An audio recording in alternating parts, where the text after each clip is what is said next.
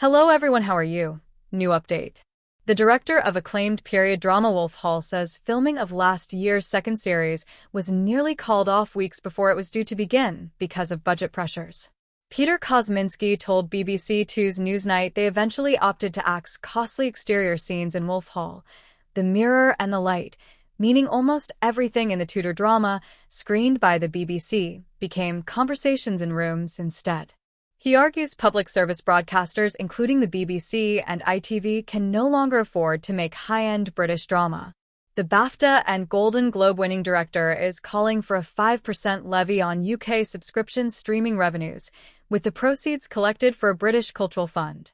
Kosminski told the BBC that 6 weeks before shooting began, having already cut certain props, locations, costumes, and cast members, he and the producer decided the gap was still too great to go ahead with making the mirror and the light. That's not something that has ever happened to me before, in all the years I've been making programs, that you actually have to stop 6 weeks from production. Kosminski has previously revealed that he, alongside Sir Mark Rylance, who played Thomas Cromwell, executive producer Colin Callender, and Oscar-winning writer Peter Strahan, took significant pay cuts to get the program over the line. He said the original script had many scenes set outside, many scenes involving horses. We had a whole joust, an extraordinary scene as conceived by Hilary Mantel, the original novelist, and we had to cut everything. He said he was still incredibly proud of what we've achieved, and the response overwhelmed us all. But the original concept was a program with more fresh air in it, where you got more of a sense of Tudor society out in the world, and the lives these people lived when they weren't in the throne rooms, palaces, and beautiful dining rooms. Kosminski said things had got worse since he filmed the drama, which was broadcast in November. Now, he argues, public service broadcasters would not be able to afford to commission Wolf Hall or Mr. Bates versus the Post Office, the landmark ITV drama about the Post Office scandal.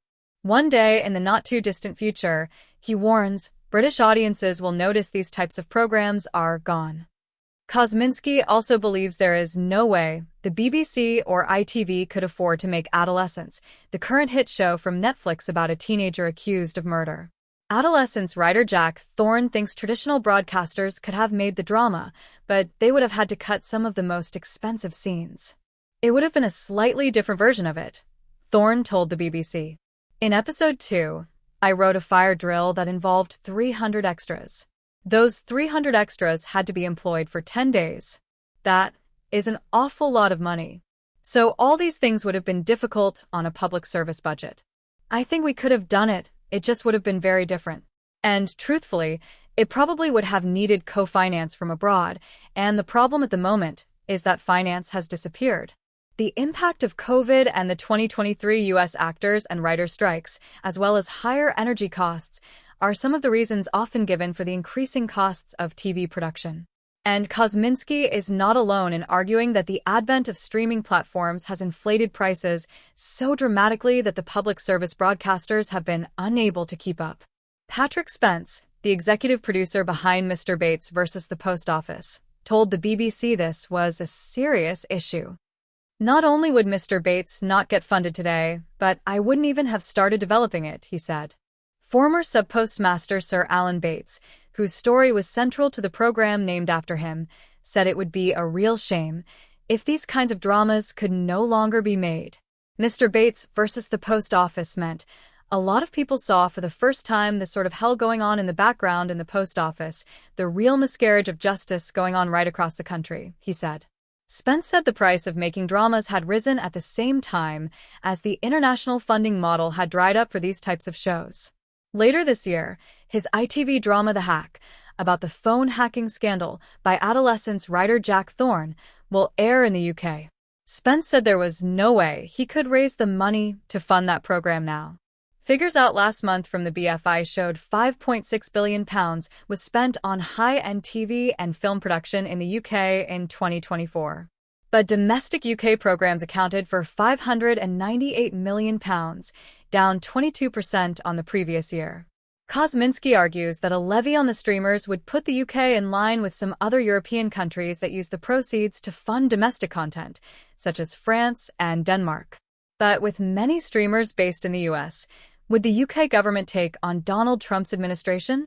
In February, a White House memorandum referenced levies on U.S. streaming services, calling them one-sided, anti-competitive policies that violate American sovereignty. On Thursday, as she accepted an award from the Broadcasting Press Guild, Jane Featherstone, executive producer of Netflix's Black Doves, said the UK was at risk of losing the very stories that define us. "We are in the 45th minute of the pilot episode, and we've got 5 minutes left to stop the bomb from going off," she said.